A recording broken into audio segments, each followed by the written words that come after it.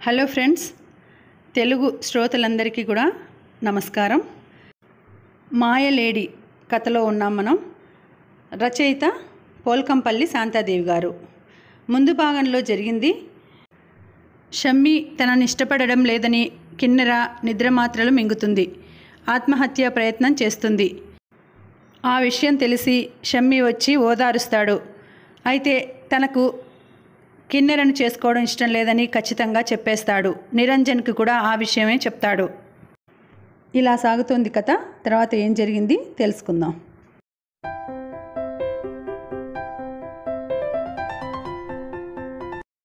పెద్ద మనుషులతో మాట్లాడడం అయ్యి వాళ్ళను పంపించేసి పైకి వచ్చాడు సత్యం.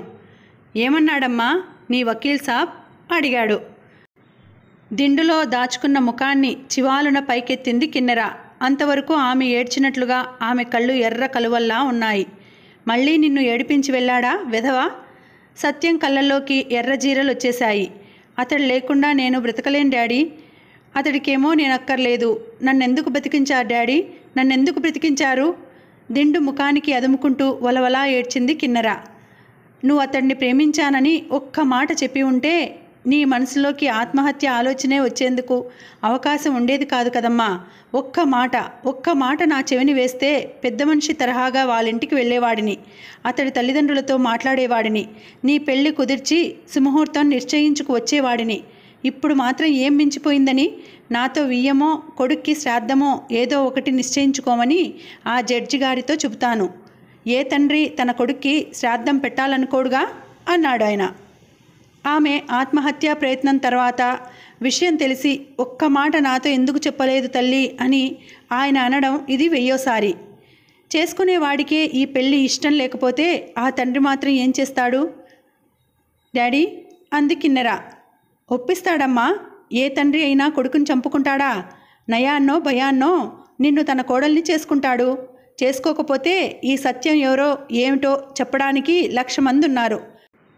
మంచికి మంచి చెడ్డకి చెడ్డ, అదే నా పాలసీ అన్నారాయన. తండ్రి చెప్పినా కొడుకు వినకపోతే, నయానా భయానా ఒప్పుకోకపోతే వాడిని ఎత్తుకు వచ్చైనా బలవంతంగా వాడి చేత నీ మెడలో మాంగల్యం కట్టిస్తా. కూతురుతో చెప్పి వెంటనే ఫోన్ అందుకున్నాడు. హలో, నేను సత్యాన్ని. శాస్త్రిగారేనా? ఒక ముఖ్యమైన పని తలపెట్టాను. పండవుతుందా కాయవుతుందా? సబ్కా ఫల్ మీఠా హోతా హై అంటే కొంతకాలం ఆగమనా అర్థం? మీ జాతకరీత్యా ప్రస్తుతం మీకంత మంచి కాలం కాదు, అతి ముఖ్యమైన పని అంటున్నారు. ఆగడం మంచిది అన్నాడు ఆయన. ఎంతమాత్రం ఆగడానికి వీల్లేదయ్యా. జీవన్మరణ సమస్య ఇది. తాడో పేడో వెంటనే తేల్చేయాలి. అది నా ప్రాణానికి ప్రాణమైన నా లక్ష్మికి సంబంధించిన విషయం సత్యం అన్నాడు. పెళ్లి విషయమా? పెళ్లి విషయమే. కనీసం ఎల్లుండి దాకైనా ఆగండి. ఈరోజు రేపు తిథులు కూడా బాగుండలేదు. ఈరోజు అష్టమి, రేపు నవమి అన్నాడు ఆయన. నా అష్టలక్ష్మికి అష్టమి అడ్డేమిటయ్యా?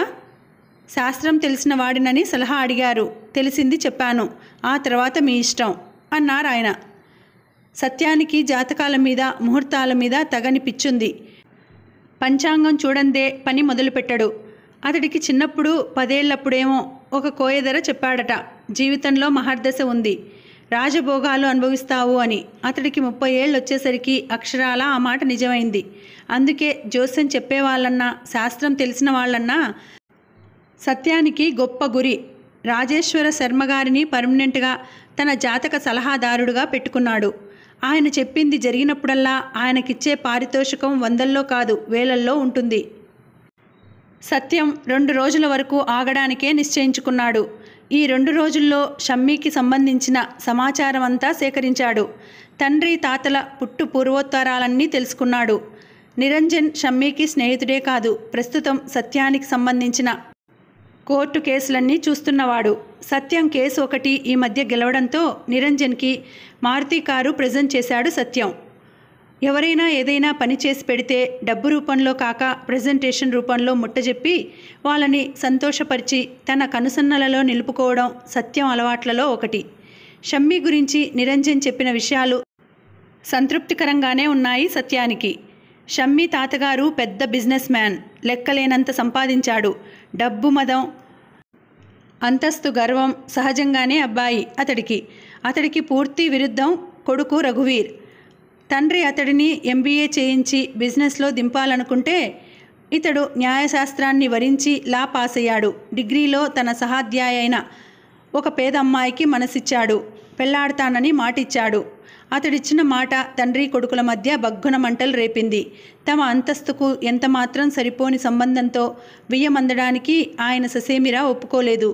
భారతికి ఇచ్చిన మాట తప్పటానికి రఘువీర్ ఒప్పుకోలేదు. కానీ తల్లిదండ్రుల్లో పశ్చాత్తాపం మొదలైంది. ఉన్నది ఒక్కడు. అతడు లేని ఇల్లు ఇల్లులా కనిపించడం లేదు. శ్మశానం అనిపించసాగింది. అతన్ని ఇంటికి రప్పించడానికి ప్రయత్నాలు మొదలుపెట్టారు. రఘువీర్కి అభిమానంతో పాటు పంతానికి కూడా తక్కువ లేదు. ఒకసారి వెళ్ళగొట్టిన ఇంటికి తిరిగి వచ్చేది లేదని అతను స్పష్టం చేశాడు. తల్లి వచ్చింది, ఏడ్చింది. తండ్రి వచ్చాడు, ప్రాధేయపడ్డాడు. నేను రాను, మీరు చచ్చాక ఆస్తిపస్తులు కూడా నాకు అక్కర్లేదు, ఏ ఆశ్రమాలకో అనాథ శరణాలయాలకో రాసేసుకోండి అని నిష్కర్షగా చెప్పేశాడు. ఆ ఒడిదిరుకల మధ్యే షమ్మి పుట్టాడు. అతడికి మాత్రం తాతగారింటికి వెళ్ళడానికి రావడానికి ఆంక్షలేమీ పెట్టలేదు రఘువీర్. ప్రస్తుతం జీవితం చివరి అంచు మీదున్న ముసలాయన తన యావదాస్తిని మనుమడి పేరు మీద విలునామా రాయించాడని, అది రహస్యంగా ఉంచబడిందని జనంలో వినికిడి. ఒక జడ్జికి కొడుకే కాదు, ఒక కోటీశ్వరుడి వారసుడు షమ్మి. ఈ సంగతి తెలిసాక మరింత సంతోషం కలిగింది సత్యానికి. కూతురి ఎన్నికను అభినందించకుండా ఉండలేకపోయాడు. అభినందించి ఊరుకోలేదు. ఎన్ని అవస్థలైనా పడి అతడితో పెళ్లి జరిపిస్తానని కూతురికి మాట కూడా ఇచ్చాడు. దశమి రోజు శర్మగారు నిర్ణయించిన ముహూర్తంలో సరిగ్గా రఘువీర్ గారింట్లో అడుగుపెట్టాడు సత్యం. పరిచయం చేయడానికి వెంట నిరంజన్ని కూడా తీసుకువచ్చాడు సత్యం. ఈయన కిన్నెర ఫాదర్ సత్యం గారు, మీతో మాట్లాడాలని వచ్చారు అంకుల్ అంటూ ఆయన్ని రఘువీర్కి నిరంజన్ పరిచయం చేశాడు. సత్యం చేతులు జోడించి మర్యాదగా పెట్టిన నమస్కారాన్ని హుందాగా స్వీకరించాడు రఘువీర్. కూర్చోండి, మర్యాదగా సోఫా చూపాడు. నిరంజన్ గొంతు సర్దుకున్నాడు. అంకుల్, కిన్నెర విషయం మీకు తెలిసిందే కదా. మీ అబ్బాయి మీద ప్రేమతో మరణం అంచు వరకు వెళ్ళి వచ్చింది. మరోసారి ఆమె ఆత్మహత్య ప్రయత్నం చేయకూడదంటే ఆమెను మీరు కోడలిగా చేసుకోక తప్పదు. కనీసం మానవతా దృష్టితోనైనా మీరు కాదనకూడదు అంకుల్ అన్నాడు. సత్యం హఠాత్తుగా లేచొచ్చి ఉద్విగ్నంగా రఘువీర్ చేతులు పట్టుకున్నాడు. నాకు పుత్రికా భిక్ష పెట్టండి జడ్జి గారు. కొద్ది నిమిషాలు ఏం మాట్లాడలేనట్టుగా స్తబ్దంగా ఉండిపోయారు రఘువీర్ గారు. చివరికన్నారు, 2 జీవితాల ముడి ఒకరి భిక్ష మీద ఆధారపడకూడదు, 2 మనసుల ఇష్టంతో ముడిపడాలి అన్నారు. ఎలాగో ఒకలా ఆ ముడిపడాలి. ఆ బ్రహ్మముడిలో ఉండే మహత్యంతో ఆ 2 మనసులు కలుస్తాయన్న నమ్మకం నాకుంది. ఇద్దరిలో ఏ ఒకరికి ఇష్టం లేకపోయినా అది బ్రహ్మముడి కాదు, ఉరిముడి అవుతుంది. ఆ ముడి ఇద్దరి జీవితాలను నరకతుల్యం చేస్తుంది అన్నారు జడ్జి. ఎంతో ఆశతో వచ్చాను, ఇంత నిర్దాక్షిణ్యంగా తుంచివేయకండి రఘువీర్ గారు. నా కూతురికి జీవితాన్ని ప్రసాదించండి అడిగాడు సత్యం. మీ కూతురికి జీవితాన్ని ప్రసాదించాల్సింది నేను కాదు, కని పెంచిన తల్లిదండ్రులు చేయాల్సిన పని అది. మీ అమ్మాయి ప్రేమించిన వాడికి మీ అమ్మాయి మీద ఇష్టం లేదని తెలిసాక మీ అమ్మాయి మనసుని అతడి మీది నుండి మరల్చే పని చేయడం మీ కన్నవాళ్ల కర్తవ్యం. అంతేగాని ఇష్టం లేని వాడికి కట్టబెట్టాలనుకోవడం మూర్ఖత్వం కాదా? అంకుల్, మీరు మరోసారి కిన్నెరను మానవతా దృష్టితో చూడండి నిరంజన్ అర్థింపుగా అన్నాడు. మానవతా దృష్టితో చూడటానికి ఇది కోర్టు కాదు, జీవితం. నా కొడుకు ఏం నేరం చేశాడని అతడికి ఇష్టం లేని పిల్లతో పెళ్లి జరిపిస్తాననుకున్నావు నిరంజన్? అతన్ని ఎలాగైనా ఒప్పించి షమ్మి ఈ పెళ్లికి అంగీకరించినా నేనే అంగీకరించనని తెలుసా అన్నారు రఘువీర్. ఎందుకని అంకుల్? ఆశ్చర్యపోయాడు నిరంజన్. ఇతడిది ఒక ప్రపంచం, నాదొక ప్రపంచం. ఒక నేల మీద ఎదురెదురుగా నిలబడి వేరే ప్రపంచం అంటున్నారేమిటని ఆశ్చర్యపోకు. ఇతడిది నేర ప్రపంచం, నాది న్యాయదేవత సాక్షిగా నేరస్తులను శిక్షించే ప్రపంచం. నాదొక కులం అయితే ఇతడిదొక కులం. వేరే కులం పిల్లను ప్రేమించి పెళ్లాడిన నేను కులం గురించి మాట్లాడడం నీకు ఆశ్చర్యం అనిపిస్తోంది కదూ? ఈ ప్రపంచంలో 2 కులాలున్నాయని నమ్మే మనిషిని నేను. ఒకటి మంచి, 2 చెడు. ప్రతి మనిషికి ఒక ధర్మం ఉంటుందని, ఎటువంటి ఒడిదుడుకులు ఎదురైనా ఆ ధర్మానికి జీవితాంతం కట్టుబడి ఉండాలని విశ్వసించే మనిషిని నేను. ఆ ధర్మం కోసమే నేను ప్రేమించిన పిల్ల కోసం లక్షల ఆస్తిని కాలదన్నుకున్నాను. కనిపెంచానే, వీడి మీద పెత్తనం చెలాయిద్దామనే కన్నతండ్రి అహంభావాన్ని కాలదన్నాను. ప్రభుత్వ వసతి గృహంలోనే వెళ్ళదీస్తున్నానే గాని ఇంతవరకు స్వంత గూడు నిర్మించుకోలేదు. నా దగ్గరున్నదంతా తెల్లడబ్బు. ఎవరడిగినా అనా పైసలతో సహా లెక్క చెప్పగలను అన్నారు. మీరు ఎంత స్ట్రిక్ట్ మనుషులో మాకు తెలియకపోతే కదా అంకుల్ అన్నాడు నిరంజన్. నువ్వు పెళ్లి మాటలకు వెంటుబెట్టుకొచ్చిన ఈ పెద్ద మనిషి ఒకప్పుడు మట్టి తట్టలు మోసేవాడు. మట్టి తట్టలు మోసేవాడిగా నా దగ్గరికి వస్తే నాతో వియ్యానికి సమాన స్థాయిగా భావించేవాణ్ణి. ఎందుకో తెలుసా? తెలుపు తెలుపుతో కలుస్తుంది, తెలుపు నలుపుతో కలవలేదు కాబట్టి. మట్టి తట్టలు మోసేవాడు ఈనాడు లక్షాధికారి. అక్కడి నుండి ఇక్కడికి రావడానికి అతడి జీవితంలో ఎంత చెడు చోటు చేసుకుందో ఎవరైనా ఊహించగలరు. ఇతడికి గుర్తులేదేమో కానీ నాకు బాగా గుర్తుంది. నా కోర్టులోనే ఇతడు 2 సార్లు ముద్దాయిగా నిలబడాల్సి వచ్చింది. ఒకటి హత్యానేరం, మరొకటి హింసాపూరితమైన దౌర్జన్యం. 2 సార్లు నేను అతన్ని శిక్షించలేకపోయాను. ఎందుకో తెలుసా? సరైన సాక్ష్యాధారాలు చూపెట్టకపోవడం వల్ల. కానీ నా మనసుకు తెలుసు ఇతడు నేరస్తుడని. ఒక నేరస్తుడు న్యాయాధికారితో వియ్యం అందడానికి రావడానికి ఎంత సాహసం ఉండాలి. ముందుగా తెలిస్తే ఇతన్ని నా ఇంటి గేటు కూడా దాటనిచ్చేవాణ్ణి కాదు అన్నారు రఘువీర్ గారు. అప్పటికే దిగ్గున లేచి నిలబడ్డాడు సత్యం. అక్కడే పక్కగా నిలబడి వీళ్ల మాటల్ని చిరునవ్వుతో ఆలకిస్తున్నాడు షమ్మి. నిరంజన్ అతడిని సమీపించి నీ జవాబు కూడా ఇదేనా అని అడిగాడు కోపంగా. నా అభిప్రాయం ఎప్పుడో డైరెక్ట్గా కిన్నెరకే చెప్పాను. మళ్ళీ మీకు చెప్పాల్సిన అవసరం ఉంటుందనుకోను అన్నాడు చెరగని నవ్వుతో. వీళ్ళు మనుష్యులు కాదు, రాళ్ళు.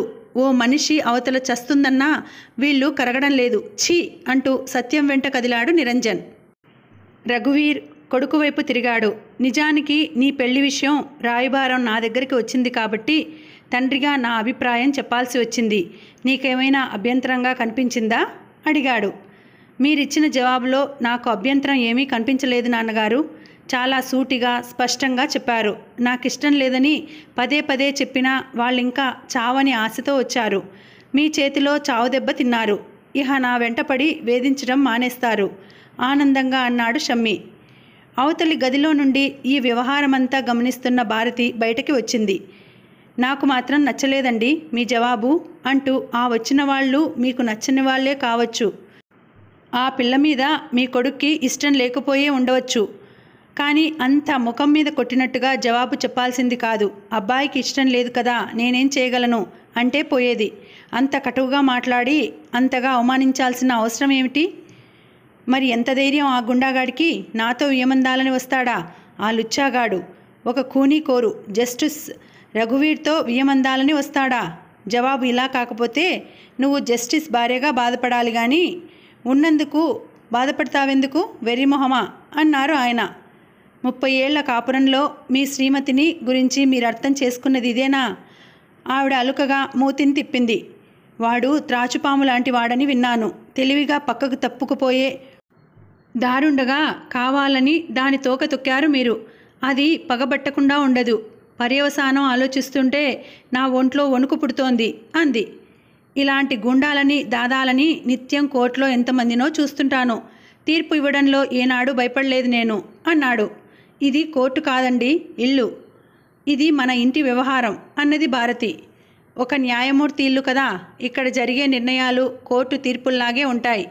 ఏదో జరుగుతుందని ముందుగానే భయపడి నా కొడుకును ఓ లుచ్చాగాడికి అల్లుడిని చేయను అన్నారు. నువ్వు భయపడాల్సిందేం లేదమ్మా. వాడు త్రాచులాంటి వాడైతే మాత్రం మనల్నేం చేయగలడు నిర్లక్ష్యంగా అన్నాడు షమ్మి.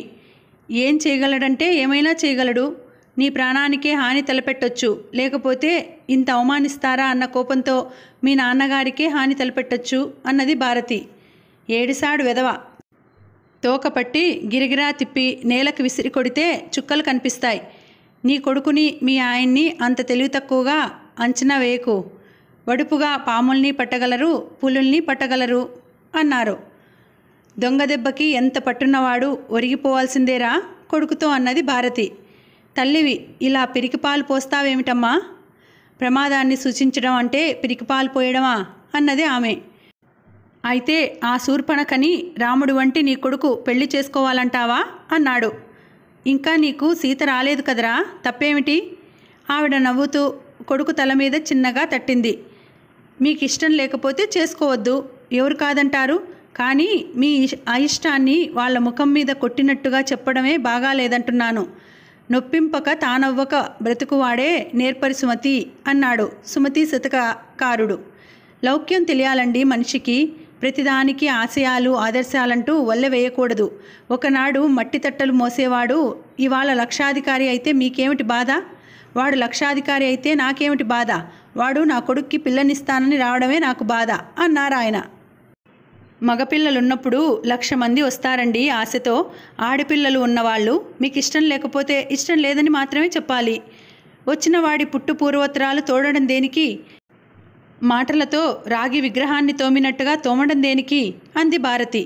బాబోయ్, మన మాటలకు సెన్సార్ కత్తెర వేసిందిరా మీ అమ్మ అంటూ సోఫాలోనే కాళ్ళు పైకి ముడుచుకొని కూర్చొని పెదవుల మీద వేలు ఉంచుకొని కూర్చున్నారు రఘువీర్ గారు హాస్యంగా. భారతి సెన్సార్ సభ్యురాలు, సోషల్ వర్కర్ కూడా. వృద్ధ స్త్రీల శరణాలయం, అనాథ శరణాలయం అంటూ ఏవో రకరకాలుగా నడుపుతూ ఉంటుంది. షమ్మి నవ్వుతూ అక్కడి నుండి నిష్క్రమించాడు. మట్టి తట్టలు మోసేవాడు ఎల్లకాలం మట్టి తట్టలు మోస్తూనే ఉండాలా? బీదవాడు బాగుపడితే చూడలేని కళ్ళు మంట ఉన్నట్టుంది అతడికి. పిల్లని చేసుకోవడం ఇష్టం లేకపోతే జవాబు చెప్పాల్సిన పద్ధతి అదా? మళ్ళీ జవాబు చెప్పే తాహతు నాకు లేదనుకున్నాడు. అతడు మాటలతో చెబితే నేను చేతలతో చెబుతాను. మంచికి మంచి, చెడ్డకు చెడ్డ. వాడికి నేను చెడ్డగా కనిపిస్తే వాడు నాకు చెడ్డగా కనిపిస్తాడు. తిక్కరేగితే నా అంత చెడ్డవాడు లేడని చెబుతాను. ఏమనుకున్నాడో. పిలిచి పిల్లనిస్తానంటే కోతిలా చెట్టెక్కి కూర్చున్నవాడికి తగిన గుణపాఠమే చెబుతాను కోపంగా అన్నాడు సత్యం. రఘువీర్ గారంటే నాకు గొప్ప అభిప్రాయం ఉండేది. గొప్ప విశాల హృదయం అని, సిరి సంపదలు కాలదని, తను ప్రేమించిన పిల్లను పెళ్లాడి కలిసి కాపురం చేస్తున్నాడని, సామాన్య జీవితం గడుపుతున్నాడని. తన గొప్పతనం చెప్పుకొని మిమ్మల్ని కించపరచడమే బాగాలేదు. అలా మాట్లాడడం వట్టి కుసంస్కారిగా కనిపించింది నాకు. తన వంతుగా ఓ సమిధ వేస్తూ అన్నాడు నిరంజన్. తేరగా వచ్చిన గవర్నమెంట్ బిల్డింగ్లో కాపురం చేయడం కూడా ఓ ఆదర్శమేనా? రేపు రిటైర్ అయ్యాక కట్టుకోడా? కట్టుకోకుండా చెట్టు కింద కాపురం ఉంటాడా? అన్నాడు సత్యం. అక్కడ వాళ్ళన్న మాటలన్నీ వివరంగా చెప్పకపోయినా తండ్రి అరుపుల వల్ల అక్కడ జరిగింది చూచాయిగా గ్రహించింది కిన్నెర. ఈ జడ్జి గారికి నువ్వెలా గుణపాఠం చెప్పాలనుకుంటున్నావు డాడీ? ఈ సత్యం ఎవరికి ఏది చెప్పడు, చేసి చూపిస్తాడు అన్నాడు. కానీ ఒక్కటి మాత్రం నాకు చెప్పు, మట్టి తట్టలు మోసేవాడివి బంగారు చెంచాతో తినే స్టేజ్కి ఎలా రాగలిగావో నాకు తెలుసుకోవాలని ఉంది. మీ నాన్న దాదా అంటారంతా. నువ్వు దాదావు ఎలా అయ్యావు అడిగింది. నేను దాదాను కావడం ఏమిటమ్మా? నా మొహం, నేను కోళ్ల సత్యంగానే ఉన్నాను. మరి దాదావని ఎందుకంటారు? అది అనేవాళ్ళ ఇష్టం. దానికి నేనేం చేయను? నా నెత్తిన కొమ్ములు మొలిచాయా? నేనెవరినైనా పొడిచి భయపెట్టానా? అన్నాడు. చదువు సంధ్య అంతగా రానివాడివి ఇలా ఎలా అయ్యావంటే చెప్పవెందుకని? సత్యానికి కోపం వచ్చింది. నేను ఎవరి కొంప దోచుకోలేదు, ఎవడి పీక కొయ్యలేదు. ప్రతిక్షణం డబ్బు కోసం కష్టపడ్డాను. నా దగ్గర కొంత డబ్బు జమ కాగానే అదే డబ్బును సంపాదించడం మొదలుపెట్టింది. నువ్వు ఒక్కసారి చక్రాన్ని వేలు పెట్టి తిప్పావా, చక్రం ఊపందుకోగానే చక్రమే నీ వేలుని తిప్పేస్తుంది. ఈ డబ్బు విషయంలోనూ ఇదే సూత్రం పనిచేస్తుంది. ఇదే సూత్రం నన్నింతటి వాడిని చేసింది అన్నాడు. తెలివిగా జవాబు ఇచ్చాననుకోకు. నీ నుండి నాకు దాచుకోవాల్సింది ఏమీ లేదమ్మా. నువ్వు సిగ్గుతో తలదించుకోవాల్సిన పనులేమీ నేను చేయలేదు. నేను చేసేది కమిషన్ వ్యాపారం. అంటే అది అమ్మడం కొనడానికి సంబంధించింది కాదు. నీ దగ్గర ఒకడు 1000 రూపాయలు తీసుకొని ఎగనామం పెట్టాడనుకో, నువ్వు లబోదిబోమంటూ నా దగ్గరికి వస్తావు. అన్యాయం జరిగిందని చెబుతావు. ఊరుకో, ఇలా జరగాల్సి ఉంది, జరిగింది. వాడి పాపాన వాడు పోతాడు, దేవుడు చూడడా అని వేదాంతం చెప్పను. నీకు అన్యాయం చేసిన వాడిని పిలిపిస్తాను. ఆ 1000 రూపాయలు వడ్డీతో సహా కక్కిస్తాను. అప్పుడు కృతజ్ఞతతో ఎంతో కొంత ఇస్తావు. నేను కాదనకుండా తీసుకుంటాను. అదేనమ్మా నా జీవితంలో జరిగింది. ఓ రోజు అలాగే నా స్నేహితుడిని డబ్బు దగ్గర మోసగించాడు ఒకడు. వాడి చేత అనా పైసలతో సహా కక్కించాను. నా ఫ్రెండు కృతజ్ఞతతో కొంత ఇచ్చాడు. అదే నా జీవితంలో టర్నింగ్ పాయింట్. ఎంతటి మొండివాళ్ళ నుండైనా కక్కిస్తానన్న పేరొచ్చింది. ఇప్పుడు రోజుకు ఒక 10-12 మందైనా నా ఫ్రెండ్ లాంటి వాళ్ళు వచ్చి తమకు జరిగిన అన్యాయం గురించి చెప్పుకుంటారు. నేను ఆ మోసగించిన వాళ్ళను రప్పిస్తాను, డబ్బు కక్కిస్తాను. ఆ కక్కించడంలో ఓసారి దండం అవసరం అవుతుంది, హింస అవసరం అవుతుంది, ఒక్కోసారి ప్రాణ నష్టం కూడా జరుగుతుంది. కానీ నేను పట్టింది ధర్మదండమేనన్న విశ్వాసంతో నేను ఈ పనులు చేస్తున్నాను.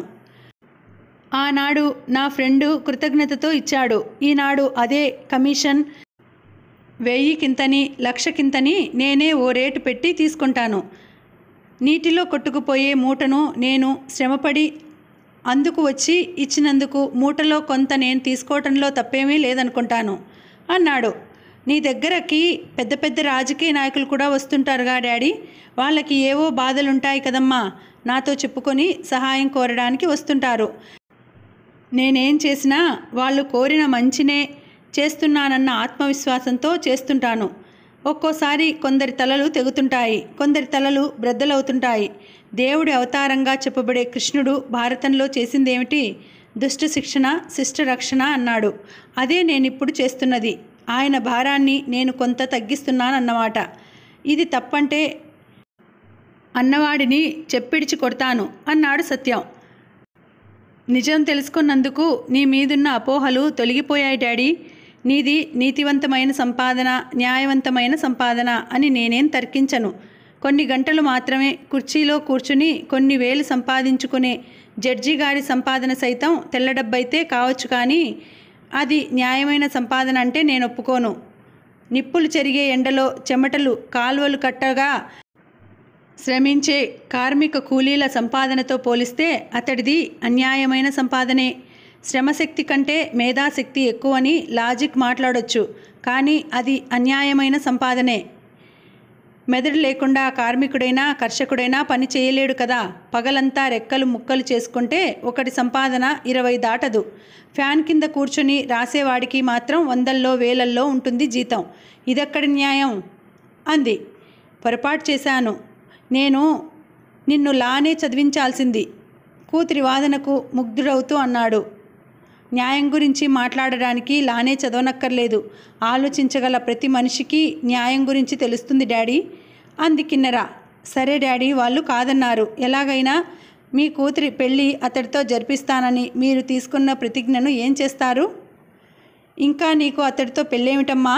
వాడిని కత్తికోకొండగా కోసి కాకులకి గద్దలకి వేయాలని నా హృదయం మరిగిపోతుంటే, కానీ అతడిని మీ కూతురు ప్రేమించిన విషయం మర్చిపోతున్నారు అన్నది కిన్నెర. ఇంకా వాడిని ప్రేమిస్తూ కూర్చోవటం ఏమిటమ్మా? చీ అన్నవాడి కాళ్ళు పట్టుకొని అక్కడింత చోటు చూపమని అడగడానికి నీకు సిగ్గు వేయటం లేదు? కోపంతో అన్నాడు సత్యం.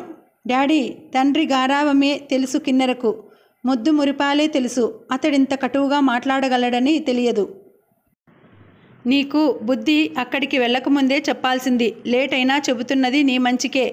పిల్లనిస్తామని వెళ్ళిన నన్ను వాడి బాబు ఎంత అవమానించాడో తెలిస్తే నువ్వు ఆ ఇంటి కోడలు కావడానికి కానీ, ఒక్కసారి కాదన్నవాడికి పెళ్ళాం అవడానికి కానీ ఒప్పుకోవు. ఒప్పుకున్నావంటే నీ శరీరంలో చీము నెత్తురు లేదనుకోవాలి. అలాంటి కూతురికి జన్మనిచ్చినందుకు నేను సిగ్గుపడాలి. నువ్వు నా కూతురు అని చెప్పుకోవడానికే సిగ్గుపడాల్సి వస్తుంది అన్నారు. గిర్రున కన్నీళ్లు తిరగడానికి బదులు కిన్నెర కళ్ళల్లో బగ్గున మంటలు లేచాయి. అక్కడేం జరిగింది? ఒక్క అక్షరం పొల్లుపోకుండా చెప్పు నిరంజన్ని అడిగింది. ఆ రఘువీర్ ఏమన్నాడో జరిగిందంతా చెప్పి దింపుడు కళ్ళం ఆశగా చివరిగా షమ్మీనడిగి లేదనిపించుకోవడం కూడా చెప్పాడు నిరంజన్. పిల్ల ప్రేమించింది కదా అని అడగటానికి వెళ్ళాను. లేకపోతే వీడి తలదన్నిన సంబంధం తేలేనా? ఇంత అవమానించిన ఆ అయ్యా కొడుకులా పొగరనగించకపోతే నా పేరు కోళ్ల సత్యం కాదు. ఏం చేద్దాం అనుకుంటున్నావు డాడీ? చెప్పాను కదా అన్నాడు. ఆ జవాబే వద్దు. ఏం చేద్దాం అనుకుంటున్నావో నాకు స్పష్టంగా చెప్పు అడిగింది. నా కూతురి గుండెలో నిప్పులు చెరిగినవాడు బ్రతికి ఉండడానికి వీల్లేదు. వాడికి మరణశిక్ష విధించాను. అమలు పరచడమే బాకీ ఉంది అన్నాడు. తండ్రి చేతి కింద పులుల్లాంటి మనుషులున్నారు. అతడు కనుసైగ చేస్తే చాలు షమ్మీ తల నిమిషంలో నేల మీద పడుతుంది. అందులో సందేహం ఏం లేదు. మనిషికి మరణశిక్ష చాలా చిన్న శిక్ష. ఒక్కసారి ప్రాణం పోతుంది. తను చేసిన తప్పుకు పశ్చాత్తాపపడే అవకాశమే వాడికి ఉండదు. అందుకని బ్రతికి ఉండి శిక్ష అనుభవించేలా చేయాలి. చెంప కొడితే తలకాయ తీసేయాలనడం సరికాదు.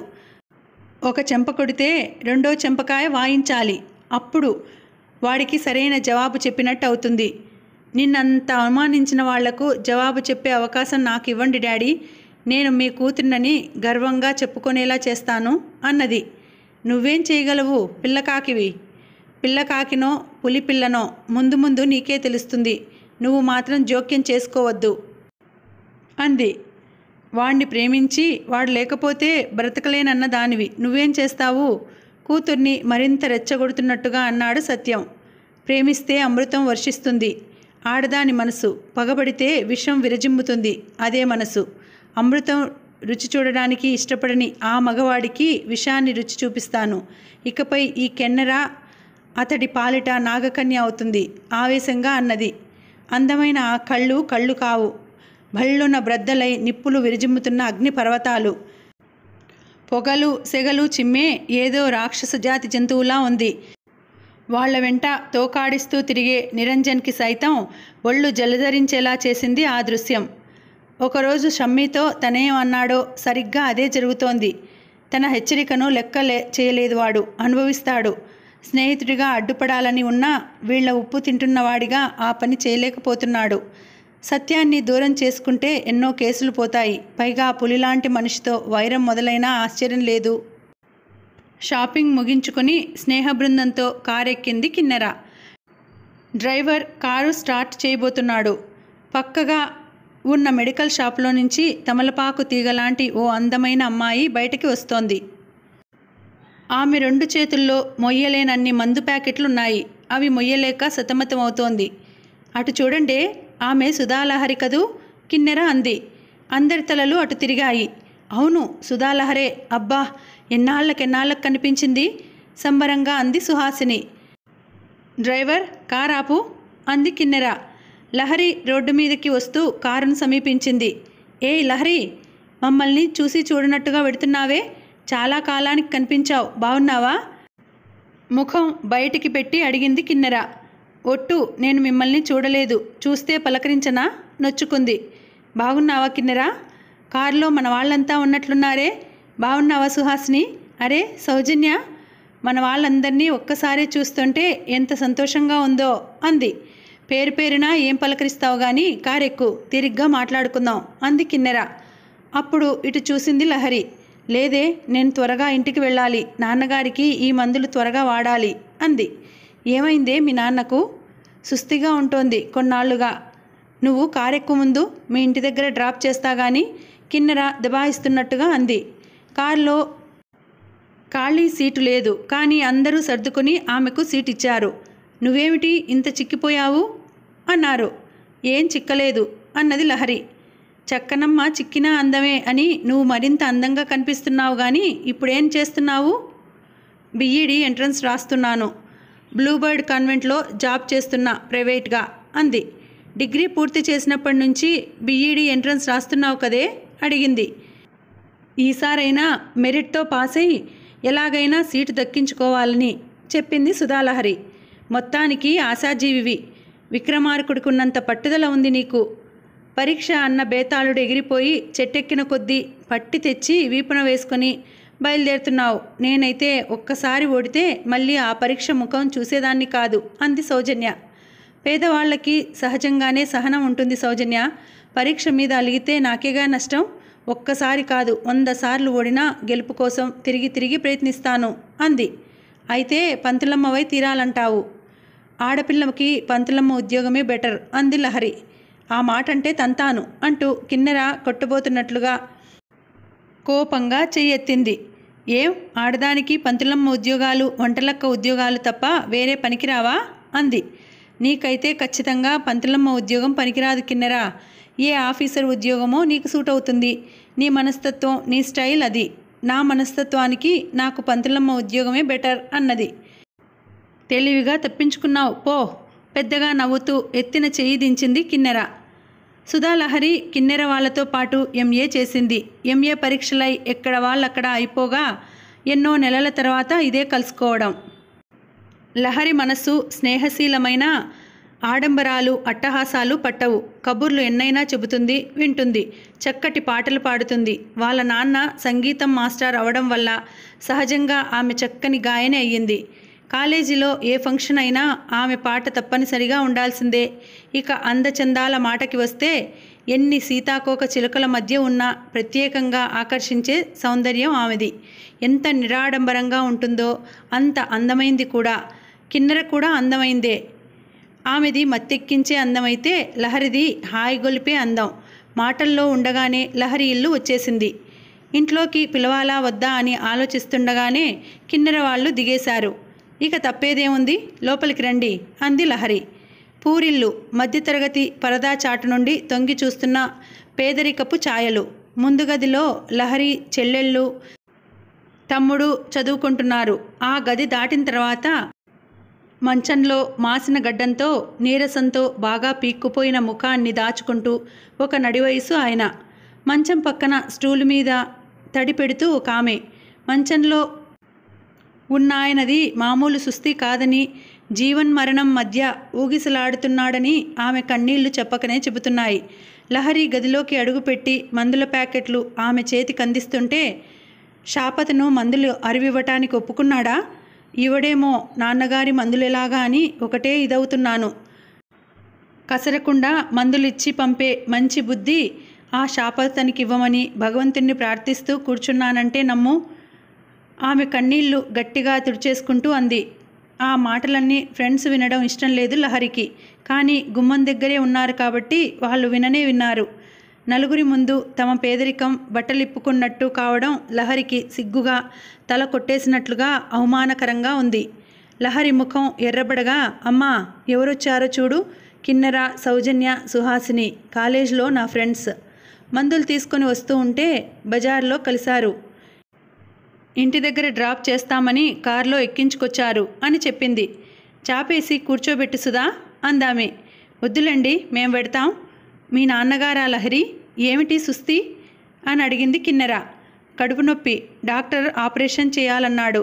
ఆపరేషన్ అయ్యే వరకు వాడుతుండమని మందులు రాశారు అని చెప్పింది. ఆవిడ మీ అమ్మగారా అడిగింది. అవును చెప్పింది లహరి. కూర్చోండమ్మా, ఇంటికి వచ్చి కూర్చోకుండానే వెళ్ళిపోతారా? ఆవిడ నిష్ఠూరం ఆడింది. మరోసారి వస్తానులేండి. కిన్నెర వెనుతిరిగింది. లహరితో వీడ్కోలు తీసుకొని అందరూ కారెక్కారు. కారు కదిలిపోయింది. ఆవిడ లహరికి తల్లి అంటే నమ్మేటట్టు లేదు, అక్కలా ఉంది. ఈ వయసులో కూడా ఆవిడ ఉంగరాల జుట్టు నల్లగా ఎలా నిగనిగలాడుతోందో. నాకైతే మీ నల్ల జుట్టు రహస్యం ఏమిటి అని అడగాలనిపించింది. ఉదయని అన్న అమ్మాయి అంది. ఆ పిల్లకి సౌందర్య చిట్కాలంటే ఎక్కువ ఇష్టం. లహరికి అచ్చు వాళ్ళమ్మ పోలిక కదూ. వయసు కనిపించకపోవడంలోనూ వాళ్ళమ్మ పోలిక వచ్చినట్టుంది లహరికి. 20 దాటిన 16 ఏళ్ల పిల్లలా ఉంటుంది కదూ. అందుకే అది లంగా ఓణి వేసినా అంత ఎబ్బట్టుగా ఉండదు. అడవి పువ్వుల నిరాడంబర సౌందర్యం లహరిది. చూడగానే షాక్ కొట్టినట్టుగా ఆకర్షించదు. చూస్తున్న కొద్దీ అంత అందమైంది మరి లేదని అనిపిస్తుంది. ఆడంబరం, నిరాడంబరం సౌందర్యంలో ఉండదు, అలంకరణలో ఉంటుంది. నీ మాట తప్పు. కొందరి సౌందర్యంలో విలాసం ఉంటుంది, చూడగానే రెచ్చగొట్టేటట్టుగా ఉంటుంది. కొందరి సౌందర్యంలో నిర్మలత్వం ఉంటుంది, చూస్తున్న కొద్దీ హాయి గొల్పుతుంది. లహరి అందం రెండో రకానికి చెందుతుంది. నీ వాదం తప్పు. ఆ రెచ్చగొట్టడం, హాయి గొల్పడం అన్నవి మనిషి సౌందర్యంలో ఉండవు, చేసుకున్న అలంకరణలో, నడవడికలో ఉంటుంది. ఈ వాదం ఇంకెంతసేపో సాగేదో కానీ ఉదయని ఇల్లు వచ్చేసింది. దిగిపోయి టాటా చెప్పింది. అందరినీ వరుసగా దింపుతూ కిన్నెర ఇంటికి వచ్చేసరికి చీకటి పడింది. ఆ రోజు రాత్రి కిన్నెర ఆలోచనల నిండా లహరే నిండిపోయింది. ఆ పిల్ల సౌందర్యం మీద తన ఫ్రెండ్స్ కామెంట్ చేయడం, వాదించుకోవడం గుర్తుకు వచ్చింది. లహరిది మామూలు అందం కాదు, అదొక అద్భుతం. మసిగుడ్డలో మాణిక్యంలా సరైన పోషణ లేక అలా ఉంది. కానీ అందుకు తగ్గ దుస్తులు, అలంకరణ ఉంటేనా లహరి ముందు మహామహా అందగత్తెలంతా ఓడిపోవాల్సి వస్తుంది. ఎంతటి విలువైన మణి మాణిక్యాలైనా బంగారంలో పొదిగితేనే అందం వస్తుంది. అలాగే ఎంతటి సౌందర్యమైన అలంకరణలోనే ఇనుమడిస్తుంది. లహరిది అద్భుతమైన సౌందర్యమని ఒప్పుకోవడానికి కిన్నెర బిడియపడలేదు. కానీ గడ్డి కుప్పలో నిప్పు బెడ్డట్టుగా గుండె లోతుల్లో ఎక్కడో బగ్గుమన్న ఈర్ష్య. తన డబ్బుతో వినోదిస్తూ తన వెంట తోకాడిస్తూ తిరిగే తన ఫ్రెండ్స్ తన ముందే లహరి సౌందర్యాన్ని మెచ్చుకోవడం కిన్నెర గుండెలో సూదిలా గుచ్చుకున్న లహరి.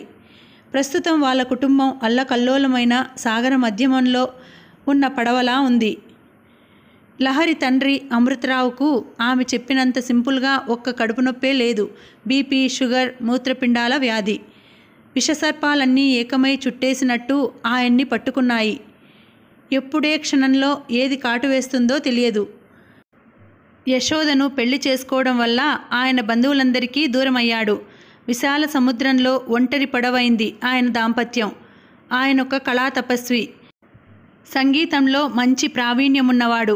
సంగీత పాఠశాలలో టీచరుగా చేసేవాడు. ప్రైవేట్గా ట్యూషన్స్ కూడా చెప్పేవాడు. యశోద కూడా కుట్టుపని చేస్తుంది. వేడినీళ్లకు చన్నీళ్ళన్నట్టుగా భర్తకు సాయపడుతుంది. కొన్నాళ్లుగా ఆయనకు జబ్బు చేసినప్పటి నుంచి ఆయన ఉద్యోగం పోయింది. ఇప్పుడు యశోద కుట్టుపని సాగితేనే పిల్లలకింత తిండి అన్నట్టుగా ఉంది పరిస్థితి. లహరికి వచ్చే 400-500 జీతం తండ్రి మందులకు, మాకులకు, పిల్లల పుస్తకాలు, ఫీజులకు గాలికి ఎగిరిపోయినట్లుగా ఖర్చయిపోతుంటాయి. అమృతరావు ఇన్నేళ్ల సంపాదనలో వెనుక దాచిందేమీ లేదు. ఎంతో కష్టపడి ఎంతో పొదుపు చేసి సొంత గూడు ఉండాలన్నట్టుగా ఒక చిన్న ఇల్లు మాత్రం ఖరీదు చేయగలిగాడు. అదే ఆయన ఆస్తి. డాక్టర్ మందులు రాసినప్పుడల్లా 100 ఖరీదు చేసే మందులు రాస్తాడు. అవైనా తాత్కాలిక ఉపశాంతికి మాత్రమేనని, సాధ్యమైనంత త్వరగా కిడ్నీ ఆపరేషన్ జరగాలని, ఆపరేషన్ ఒక్కటే అతడిని ప్రాణాపాయం నుండి రక్షించగలదని చెప్పాడు. కిడ్నీ ఆపరేషన్ అంటే మాటలా? కిడ్నీ ఇచ్చే దాత కావాలి, తర్వాత మందులకి, డాక్టరు ఫీజులకి కావాలి, కొన్ని వేల రూపాయలు కావాలి. ఎప్పుడో చౌకగా కొన్న ఆ పూరిళ్ళు తప్ప వేరే ఆస్తిపాస్తులేమీ లేని తాము అంత డబ్బు ఎలా తేగలరు? అతడిని బతికించుకుంటామన్న ఆశను అతడి భార్యాపిల్లలెప్పుడో వదిలేశారు. వాళ్ళు చేయగల పని, చేస్తున్న పని ఒక్కటే, ప్రాణమున్నంత వరకు అతడికి తాత్కాలిక ఉపశాంతి కలిగించడమే. ఇక్కడికి కథను ఆపుతున్నాను. మళ్ళీ వచ్చే వీడియోలో కథను కొనసాగిద్దాం. మీకు ఈ వీడియో నచ్చినట్లయితే తప్పకుండా లైక్ చేయండి, షేర్ చేయండి. అలాగే మీరు ఇంకా సబ్స్క్రైబ్ చేసుకోకపోతే తప్పకుండా సబ్స్క్రైబ్ చేసుకోండి. మళ్ళీ వచ్చే వీడియోలో కలుసుకుంటాను. అంతవరకు సెలవు. నమస్తే. Thank you.